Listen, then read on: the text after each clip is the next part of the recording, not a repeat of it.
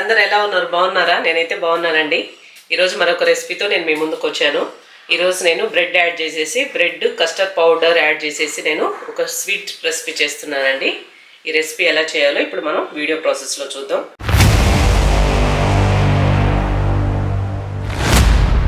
First నేను 3 bread slice తీసుకున్నానండి. 3 bread slice తీసుకున్నాను. ఇవి మనము ఈ ఎడ్జెస్ తీసేసేద్దామండి. ఫస్ట్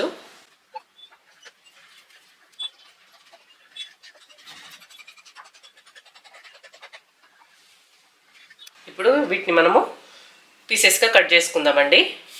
ఒక బ్రెడ్ స్లైస్ని 4 పీసెస్గా మనం కట్ చేసుకుందాం.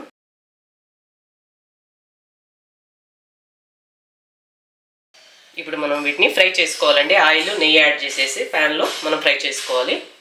స్టవ్ ఇచ్చేసి నేను ప్యాన్ పెట్టేశానండి. ప్యాన్లో మనం ఆయిల్ నెయ్యి యాడ్ చేసుకుందాం.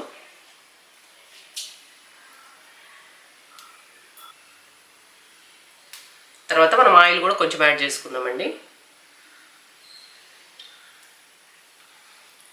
ఆయిల్ హీట్ అయిపోయింది. ఆయిల్ నెయ్యి ఇప్పుడు మనము బ్రెడ్ స్లైస్ వేసేసుకుందామండి.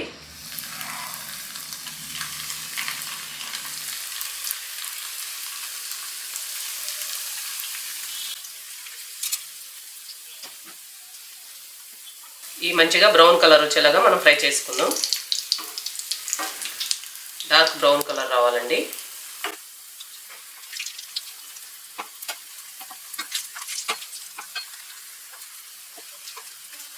ఇలా ఫ్రై అయిన తర్వాత వీటిని తీసి మనం పక్కకు పెట్టేసుకుందాం. నేను ఇప్పుడు అదే స్టవ్లో పాలు పెట్టేశానండి. పాలతో చేస్తున్నాం కదా మనం ఈ స్వీటు. చిక్కటి పాలు తీసుకోవాలండి. ఈ పాలు మనం మంచిగా కాగబెట్టేసుకోవాలి, నీళ్ళేం యాడ్ చేయకుండా. ఇప్పుడు ఈ పాలు కాగినాక మనము చక్కెర యాడ్ చేసుకుందామండి. ఇప్పుడు ఈ పాలు కాగేటప్పుడే మనము ఒక 3 స్పూన్లు చక్కెర ఇందులో యాడ్ చేసుకుందామండి.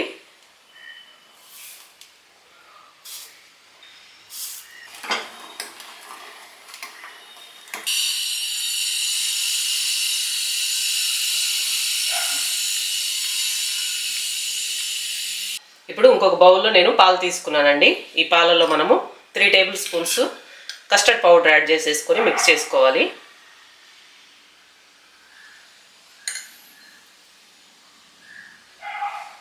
ఈ పాలలో బాగా మిక్స్ అయ్యేలాగా మనము కలుపుకుందామండి. ఈ కస్టర్డ్ పౌడర్ని ఇలా మిక్స్ చేసేసుకొని ఇది మనం ఆ పాలలో యాడ్ చేసుకోవాలి.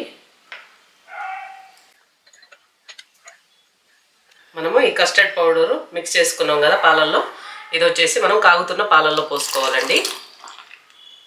ఈ పాలు చిక్కపడే వరకు మనము మంచిగా పాలు కాగబెట్టుకోవాలి. ఇప్పుడు చూడండి, కస్టర్డ్ పౌడర్ వేసిన తర్వాత మనం ఆపకుండా ఇలా గంటితో తిప్పుతూనే ఉండాలండి. ఇలా కలబెడుతూనే ఉంటే అది ఉండలు కట్టకుండా ఉంటుంది. 2-3 నిమిషాలు మంచిగా ఇలా ఉడికించినప్పుడు చిక్కబడిపోతుందండి. ఈ విధంగా చూడండి, ఈ విధంగా తిక్కు కావాలి మనకి. ఇప్పుడు మనం ఇందులో యాలకుల పొడి వేసుకుందామండి.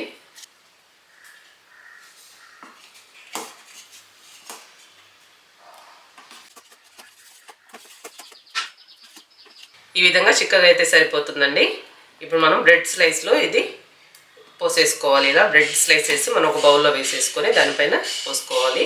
నేను చూపిస్తాను ఇక్కడ ప్రాసెస్ ఎలాగో.